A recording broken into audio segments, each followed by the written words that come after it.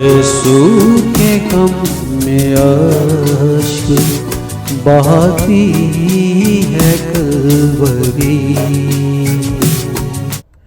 یسوع کی تبدیلی صورت کی عید مبارک ہو۔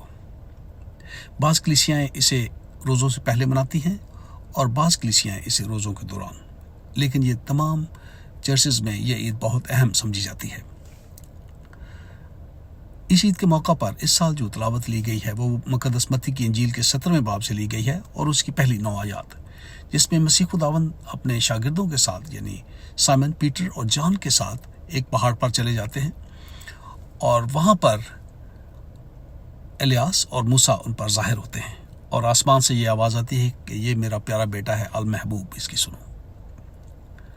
اور مسیح خداوند کی شکل تبدیل ہو گئی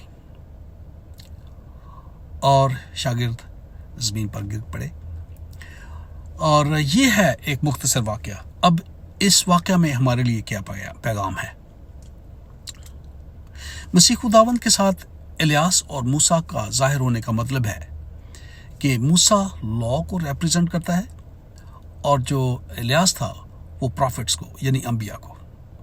تو یہ دونوں انبیاء مسیح خداوند کے ساتھ ظاہر ہو کر اس بات کی گواہی دیتے ہیں کہ لاء یعنی شریعت اور انبیاء دونوں اس بات کی تصدیق کرتے ہیں کہ مسیح خداوند کا اس دنیا میں آنا ضروری تھا اور اس کا صلیب پر چڑھنا اور پھر زندہ ہونا بھی ضروری ہے۔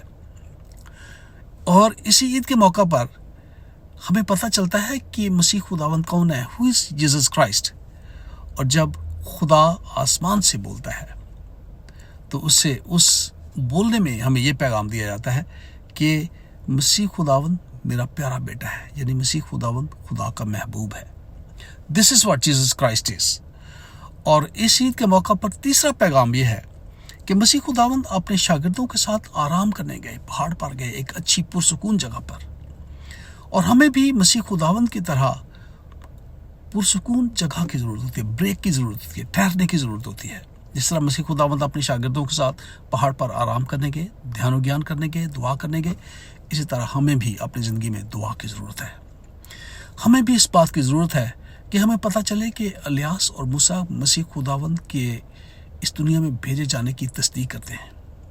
ہمیں بھی یہ جاننے کی ضرورت ہے کہ who is Jesus Christ for us? Who is Jesus Christ for God? تو آئیے اس عید کے موقع پر ان تمام نکات پر غور کریں۔ God bless you.